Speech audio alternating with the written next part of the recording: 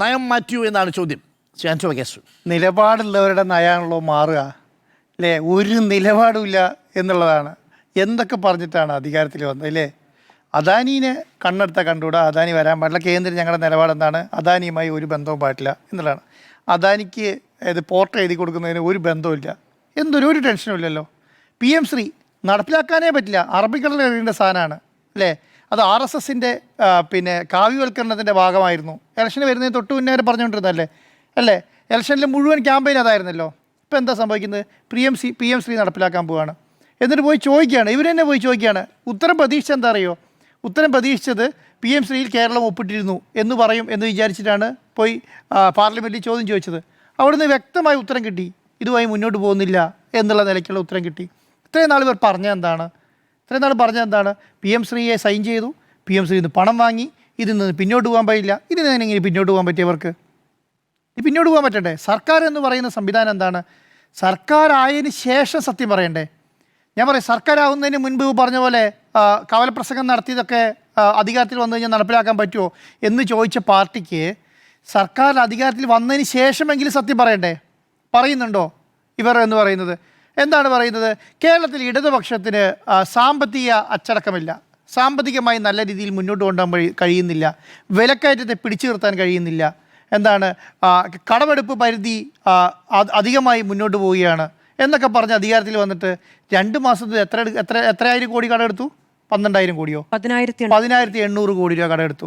ഒന്ന് ആലോചിച്ച് നോക്കിക്കേ. അപ്പം സാമ്പത്തിക അച്ചടക്കം ഉണ്ടായിരുന്നോ? കേന്ദ്രം പണം തന്നില്ല എന്നാണ് പറയുന്നത്. ഏത് കേന്ദ്രം പണം തന്നില്ല? കേന്ദ്രം പണം തന്നില്ല എന്ന് പറയുന്നതിന് കാരണം ഉണ്ടാവുമല്ലോ. BJP ഭരിക്കുന്ന സംസ്ഥാനങ്ങളിലെല്ലാം കേന്ദ്രം പണം തരുന്നില്ല, അല്ല സംസ്ഥാനങ്ങളിലെല്ലാം പണം കൊടുക്കുന്നുണ്ട്. കേരളം പോലെയുള്ള പ്രതിപക്ഷം ഭരിക്കുന്ന സംസ്ഥാനങ്ങളിലൊന്നും പണം കൊടുക്കുന്നില്ല എന്നുള്ളതാണ്. എന്തുകൊണ്ടാണ്? കേന്ദ്രത്തിൻ്റെ നിലപാടുകൾ ഇവിടെ നടപ്പിലാക്കാത്തതുകൊണ്ടാണ്, അല്ലെങ്കിൽ BJPയുടെയും RSSൻ്റെ നിലപാടുകൾ ഇവിടെ നടപ്പിലാക്കാത്തതുകൊണ്ടാണ്. ഇത് മനസ്സിലാക്കാത്ത ആൾക്കാരാണോ കോൺഗ്രസ്? ഇതാരെയും പഠിപ്പിച്ചു കൊടുക്കേണ്ട കാര്യമുണ്ടോ? പക്ഷേ ഇവർക്കറിയാം എന്ത്, അത് നടപ്പിലാക്കണ്ട എന്നുണ്ടെങ്കിൽ ഞങ്ങൾ നടപ്പിലാക്കിയാൽ കേന്ദ്രത്തിന് പണം കിട്ടും. പണത്തിന് വേണ്ടിയിട്ടാണോ കോൺഗ്രസ് നിലപാട് പറയുന്നത്? അങ്ങനെയാണോ? ഇപ്പോൾ 99 കോടി രൂപയ്ക്ക് കേരളത്തിലെ വിദ്യാഭ്യാസ സംവിധാനങ്ങളെ മുഴുവൻ RSSന് വിറ്റു എന്ന് വേണമെങ്കിൽ പറഞ്ഞാൽ പോരെ? വളരെ സിമ്പിളായിട്ട് പറഞ്ഞാൽ മതി. 99 കോടി രൂപയ്ക്ക് വേണ്ടിയിട്ട് RSSൻ്റെ നിലപാട്, അല്ലെങ്കിൽ 1056 കോടി രൂപ കിട്ടാൻ വേണ്ടിയിട്ട് RSSന് വേണ്ടിയിട്ട് കേരളത്തിലെ വിദ്യാഭ്യാസ സംവിധാനങ്ങളെ വിറ്റു എന്ന് വേണമെങ്കിൽ പറഞ്ഞാൽ മതി. ഇന്ന് ബംഗാൾ ഒരു തീരുമാനം എടുത്തിട്ടുണ്ട്. എന്താ അറിയോ? കഴിഞ്ഞ 10 വർഷം പിണറായി വിജയൻ നടപ്പിലാക്കിയ സ്മാർട്ട് സ്കൂൾ ക്ലാസ് റൂമുകൾ 80,000 എണ്ണം എവിടെ നടപ്പിലാക്കുകയാണ്?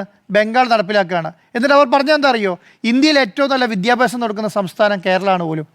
ആ കേരളം, ഇന്ത്യയിൽ ഏറ്റവും കൂടുതൽ BJP ഭരിക്കുന്ന ബംഗാൾ മുഖ്യമന്ത്രിയുടെ നേതൃത്വത്തിൽ ഇപ്പോൾ തീരുമാനം എടുത്തിരിക്കുന്നു, ഇന്ത്യയിലെ ഏറ്റവും നല്ല വിദ്യാഭ്യാസ സംവിധാനം ഉള്ളത് കേരളത്തിലാണ്, ആ സംവിധാനമായി നമുക്ക് മുന്നോട്ട് പോകാം എന്ന് പറഞ്ഞാൽ ബംഗാളിൽ നടപ്പിലാക്കാൻ പോവുകയാണ്. ആരുടെ നിലപാട്? കേരളത്തിലെ വിദ്യാഭ്യാസ സംവിധാനം. ആ സ്ഥലത്തേക്കാണ്, ആ വിദ്യാഭ്യാസ നയത്തെ തകർത്തിട്ട് NEP കൊണ്ടുവരാൻ വേണ്ടിയിട്ടുള്ള സംവിധാനം കേരളത്തിലെ കോൺഗ്രസ് സംവിധാനം നടപ്പിലാക്കുന്നത്. ഒന്ന് ആലോചിച്ച് നോക്കി, എവിടെയാണ് ഈ സംവിധാനം പോയി നിൽക്കുന്നതെന്ന്, കോൺഗ്രസ് എവിടെയാണ് എത്തി നിൽക്കുന്നത് എന്നുള്ളതാണ്. എന്നാലും ഞാൻ പറയുന്നത്, തീവ്രത കൂടിയ എതിർപ്പായിരുന്നല്ലോ ഈ കാര്യത്തിൽ ലീഗിനുണ്ടായിരുന്നത് അല്ലേ?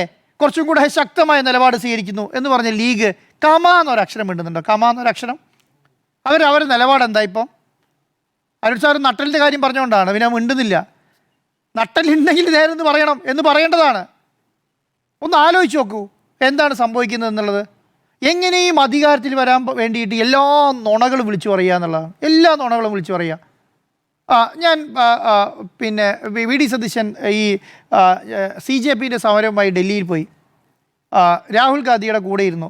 ഒരു സെക്കൻഡ് കഴിഞ്ഞപ്പോൾ VD സതീശനെ കാണാനില്ല. പിറ്റേ ദിവസം രാവിലെ പത്രക്കാരുടെ പത്രസമ്മേളനത്തിൽ ചോദിക്കുമ്പോൾ പറയുന്നത്, ഞാൻ മല്ലികാർജ്ജുന ഖാർഗെയുടെ കേക്ക് മുറിക്ക് പോയതാണ് എന്ന് പറയുകയാണ്. കാരണം അദ്ദേഹത്തിൻ്റെ കൂടെ ഇരുന്ന ആൾക്കാർ മുഴുവൻ അറസ്റ്റ് വരിച്ച് രാത്രി റോട്ടിലൂടെ വലിച്ചഴച്ച് കൊണ്ടുപോയി. പക്ഷേ ഇദ്ദേഹം പോയത് എന്തിനാണ്? മല്ലികാർജ്ജുന ഖാർഗെയുടെ കേക്ക് മുറിക്കാൻ പോയതാണ് എന്നുള്ള ഇതാണോ നിലപാട്? എന്നിട്ട് എന്താണ്? ഈ സമരം വിജയിച്ചു, പ്രധാൻ രാജിവെച്ചു. അപ്പോൾ അത് സെക്കൻഡ് കൊണ്ട് ഫേസ്ബുക്ക് പോസ്റ്റ് വന്നു. നേരത്തെ പറഞ്ഞ കേക്ക് മുറിയൊക്കെ കട്ട് ചെയ്ത് കളഞ്ഞു. സെക്കൻഡ് കൊണ്ട് ഫേസ്ബുക്ക് പറഞ്ഞു. പിന്നെ ഐക്യദാർഢ്യമായി, ഞാനടക്കം സമരം ചെയ്ത സ്ഥലമായി. പിന്നെ വലിയ കാരണം വിജയിച്ചാൽ ആ ഒപ്പം നിൽക്കുകയും പരാജയപ്പെടുത്താൻ തള്ളി പറയുകയും ചെയ്യുന്ന രീതിയിലേക്ക് കേരളത്തിൻ്റെ മുഖ്യമന്ത്രിയും സർക്കാർ മാറുക എന്നുള്ളതാണ്. ഒരു കാര്യത്തിനും നിലപാടില്ല. സാമ്പത്തിക അച്ചടക്കം എന്ന് പറയുന്ന സംവിധാനം ഇപ്പോൾ ഉണ്ടോ കേരളത്തിൽ? പഞ്ചായത്തുകൾക്ക് പണം കിട്ടുന്നില്ല. സാലറി കിട്ടുന്നില്ല, വർക്ക് ചെയ്യുന്നവർക്ക് ശമ്പളം കിട്ടുന്നില്ല. അത് പിന്നെ പഞ്ചായത്തുകൾക്ക് പണം, ദൈനംദിന കാര്യങ്ങൾക്ക് പോലും പഞ്ചായത്തുകളിൽ പണമില്ലാത്ത അവസ്ഥയിലേക്ക് പോയി. കാരണം എന്താ? സർക്കാർ പണം കൊടുക്കുന്നില്ല, സ്റ്റേറ്റ് പണം കൊടുക്കുന്നില്ല.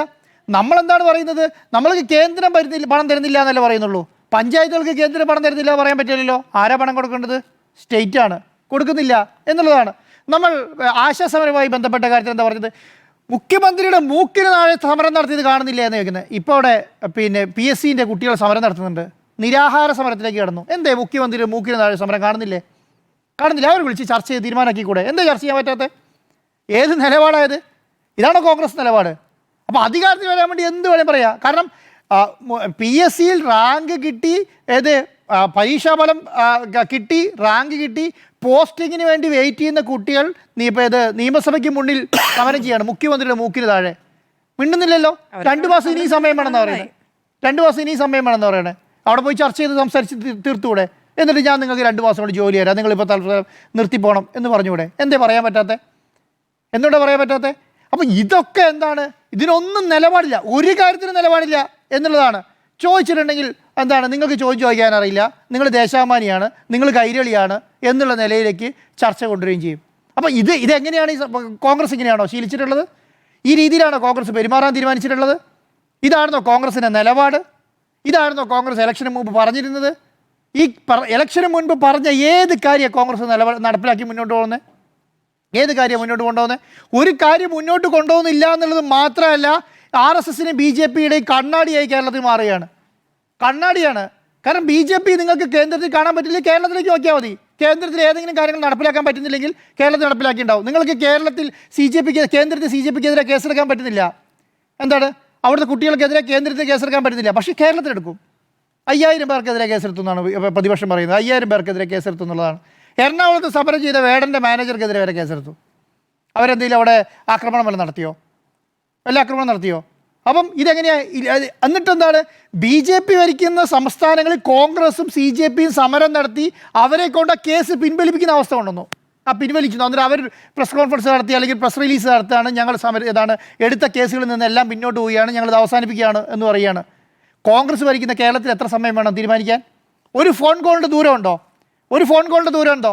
ഇല്ല. എന്തുകൊണ്ടാണ്? കാരണം അത് കേരളം ഭരിക്കുന്നത് VD സതീശനായതുകൊണ്ടാണ്. അതിനേക്കാളും എളുപ്പം നരേന്ദ്രമോദിനെ കൊണ്ടും പിന്നെ അമിത്ഷാനെ കൊണ്ട് കേസ് പിൻവലിപ്പിക്കലാണ്. കേരളത്തിലെ VD സതീശനെ കൊണ്ട് കേസ് പിൻവലിക്കാൻ കുറച്ചുകൂടെ ബുദ്ധിമുട്ടാണ്. എന്താ കാരണം? ഇവർ പറഞ്ഞാൽ കേട്ടില്ല, രാഹുൽ ഗാന്ധി പറഞ്ഞാൽ കേൾക്കത്തില്ല, KC വേണുഗോപാൽ പറഞ്ഞാൽ കേൾക്കത്തില്ല, കേരളത്തിലെ കോൺഗ്രസ് നേതാക്കന്മാർ പറഞ്ഞാൽ കേൾക്കത്തില്ല, പിന്നെ ആര് പറഞ്ഞാലേ കേൾക്കുക? അദ്ദേഹത്തിന് തോന്നണം. അതിനേക്കാളും എളുപ്പമാണ് അവിടെ ജന്തർ മന്ദറിൽ സമരം നടത്തി. ജന്തർ മന്ദറിൽ സമരം നടത്തിയപ്പോൾ പ്രധാന രാജിവെക്കുകയും കേസിലേക്ക് വിഡ്രോ ചെയ്യുകയും ചെയ്തു. അല്ലേ? നിങ്ങൾ നിയമസഭേൻ്റെ മുന്നിൽ കിടന്ന് സമരം നടത്തിയ കാര്യമുണ്ടോ? കാരണം അത് തീരുമാനിക്കാൻ എന്താ? അവിടെ ഒരു അതോറിറ്റി ഇല്ല. ആ അതോറിറ്റി എന്ന് പറയുന്നത് VD സതീശൻ മാത്രമാണ്. VD സതീശൻ PM ശ്രീയായി മുന്നോട്ട് പോകാൻ തീരുമാനിക്കുന്നു, അതാ മുന്നോട്ട് പോകുന്നു. അവിടെ ഘടകകക്ഷികൾക്കൊന്നും ഒരു റോളും ഇല്ല. ഒരു റോളുണ്ടെന്ന് ഞാൻ വിചാരിക്കുന്നില്ല. അദാനിയുമായി മുന്നോട്ട് പോകാൻ VD സതീശൻ തീരുമാനിക്കുന്നു. VD സതീശൻ മുന്നോട്ട് പോവാണ്. അതിനകത്ത് KC വേണുഗോപാൽ പറഞ്ഞല്ലോ, എന്തെങ്കിലും നടപ്പിലായോ? രാഹുൽ ഗാന്ധി പറഞ്ഞല്ലോ, എന്തെങ്കിലും നടപ്പിലായോ? ഒന്നും നടപ്പിലായിട്ടില്ല. അപ്പോൾ എന്താണ്? അപ്പോൾ എന്ന് പറയുന്നത് ഒരു സിംഗിൾ സംവിധാനമായി കേരളം, അല്ലെങ്കിൽ ഒരു സിംഗിൾ ഡിസിഷനിലേക്ക് കേരളം മാറി. അതൊരു കൂട്ടുത്തരവാദിത്വം എന്നുള്ളത് ഞാൻ വിചാരിക്കുന്നില്ല കേട്ടോ. എന്തായി നമ്മുടെ മദ്യനിരോധനവുമായി ബന്ധപ്പെട്ട വീര്യം കുറഞ്ഞ മദ്യത്തിന് ടാക്സ് ബന്ധപ്പെട്ട കാര്യം എന്താ പറഞ്ഞത്? നിയമസഭയിൽ എന്താ പറഞ്ഞേ? ഞങ്ങളിത് നിശ്ചയിക്കും. എങ്ങനെ നിശ്ചയിക്കും? ഞങ്ങൾ കൂട്ടായി ആലോചിച്ചിട്ട് മുന്നോട്ട് കൊണ്ടുവന്ന് നിശ്ചയിക്കും. എന്നിട്ട് ബില്ല് വന്നപ്പോൾ എന്താ സംഭവിച്ചത്? നടപ്പിലാക്കി. പുള്ളി തന്നെ കൊണ്ടുവരുന്ന സംവിധാനം പുള്ളി തന്നെ അങ്ങ് നടപ്പിലാക്കുകയാണ്. അപ്പം ഇത് മനസ്സിലാക്കി മുന്നോട്ട് പോകാൻ കോൺഗ്രസ്സുകാർക്ക് മനസ്സിലാകുന്നില്ല എന്നുള്ളത് മാത്രമല്ല, മനസ്സിലായിട്ട് വലിയ കാര്യമുണ്ടെന്ന് ഞാൻ വിചാരിക്കുന്നില്ല. അതുകൊണ്ടാണ് ഞാൻ പറഞ്ഞത്, നിങ്ങൾ ലീഗിൻ്റെ നേതാക്കന്മാരെ ഇൻഡിവിജ്വലായി വിളിച്ചു ചോദിച്ചു നോക്കുള്ളൂ. ഏതെങ്കിലും ഒരു നേതാവ് ഇതിനോട് സഹകരിക്കുന്നുണ്ടോ, സപ്പോർട്ട് ചെയ്യുന്നുണ്ടോ? കേരളത്തിൽ PM ശ്രീ നടപ്പിലാക്കണമെന്ന് കേരളത്തിലെ ഏതെങ്കിലും ലീഗ് നേതാവ് പറയുമോ? പേഴ്സണലായിട്ട് ചോദിച്ചോളൂ. ആരെങ്കിലും പറയുമോ? ഒരാളും പറയില്ല. പക്ഷേ എന്താണ്? മുഖ്യമന്ത്രി നിലപാടെടുത്ത് മുന്നോട്ട് പോവുകയാണ്. അപ്പോൾ എന്താണ്? അപ്പോൾ കൂട്ടുത്തരം. അങ്ങനെ നിലപാടെടുക്കണമെങ്കിൽ CPI പോലെ നിലപാട് വേണം. പാർട്ടിക്ക് നിലപാട് വേണം. പിണറായി വിജയൻ കേരളത്തിലെ മുഖ്യമന്ത്രി ആയിരുന്നല്ലോ. അവിടെ പിന്നെ അതുമായി മുന്നോട്ട് പോകാൻ തീരുമാനിച്ചല്ലോ. CPM മുന്നോട്ട് പോകാൻ തീരുമാനിച്ചല്ലോ. നിലപാടുള്ളതായിട്ട്, നിലപാട് കൊണ്ട്. ഏത് നിലപാട്? ഞാൻ എല്ലാ കാര്യത്തിലും അല്ല പറയുന്നത്. PM ശ്രീ കേരളത്തിൽ നടപ്പിലാക്കാൻ പറ്റിയൊരു സംവിധാനം അല്ല എന്ന് CPI നിലപാടെടുത്തു. ഒരു ഇഞ്ച് മുന്നോട്ട് പോയില്ലല്ലോ. ഉപസമിതി വെക്കണം എന്ന് പറഞ്ഞു. ഇപ്പോൾ ഉപസമിതി എന്തിയെ? ഉപസമിതിക്ക് മേലെയാണ് UDF അല്ലേ? UDF തീരുമാനം എടുത്തു, ഉപസമിതി അപ്രസക്തമായി. എങ്ങനെയാണ് അപ്രസക്തമാവുക? കാരണം അപ്പോൾ ഈ ഉപസമിതിനെ വെച്ചിട്ട് കേരളത്തിൽ അപ്പോൾ ഉപസമിതിനാണെന്ന് കേന്ദ്രത്തോട് പറഞ്ഞേക്കാണ് ഉപസമിതി. കാരണം അത് കേരളത്തിലെ കോൺഗ്രസ് കൊടുത്ത മറുപടി അല്ല കേട്ടോ. കോൺഗ്രസ് കൊടുത്തില്ല, CPM അല്ലെങ്കിൽ ഇടതുപക്ഷം വന്ന് കൊടുത്തതാണ്. ഉപസമിതി റിപ്പോർട്ട് വരുമ്പോൾ നിലപാട് സ്വീകരിക്കാം എന്നുള്ളത് കേന്ദ്രത്തെ അറിയിച്ചതാണ്. അതിനെ പറ്റിയിട്ടാണ് അന്ന് പറഞ്ഞത്. കാരണം ഉപസമിതിനെ വെച്ചാൽ മാത്രമാണ് അത് മുന്നോട്ട് കൊണ്ടുപോകണോ വേണ്ടത് തീരുമാനിക്കപ്പെട്ടുള്ളത്. അത് റിപ്പോർട്ട് കൊടുത്താൽ പറ്റില്ല. അതിനെ മേലെ UDF ഒന്ന് തീരുമാനമെടുക്കുകയാണ്, നടപ്പിലാക്കാൻ തീരുമാനിക്കുകയാണ്, നടപ്പിലാക്കുകയാണ്. അപ്പോൾ ഇതൊന്നും ഒരു നിലപാടുള്ളൊരു പാർട്ടിക്കോ നിലപാടുള്ള ഒരു സർക്കാരിനോ മുന്നോട്ട് കൊണ്ടുപോകാൻ കഴിഞ്ഞ കാര്യമല്ല. ഇത് വരാൻ കിടക്കുന്നതേ ഉള്ളൂ. ഇത് തുടങ്ങുന്നതെല്ലാം നിങ്ങൾ നോക്കിക്കോളൂ. ഞാൻ പറയുന്നത് കോൺഗ്രസിനെ സംബന്ധിച്ചിടത്തോളം കോൺഗ്രസ് എടുക്കേണ്ട നിലപാട് എന്താ? RSS വിരുദ്ധ BJP വിരുദ്ധ നിലപാടുകളല്ല ഇന്ത്യയിൽ സ്വീകരിച്ചുകൊണ്ടിരിക്കുന്നത്. ആദ്യം കോൺഗ്രസ് ഒരു നിലപാട് സ്വീകരിക്കാൻ, അല്ലെങ്കിൽ കേരളത്തിലെ UDF സർക്കാർ ഒരു നിലപാട് സ്വീകരിക്കാൻ തുടങ്ങുന്ന സമയത്ത് ആദ്യം ചെക്ക് ചെയ്യേണ്ട കാര്യം എന്താണ്?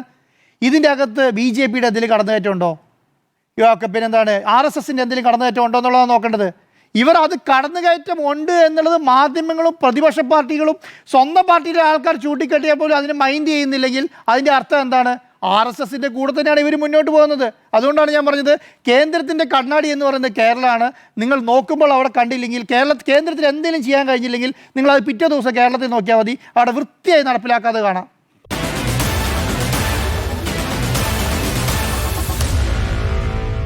Meet the editors.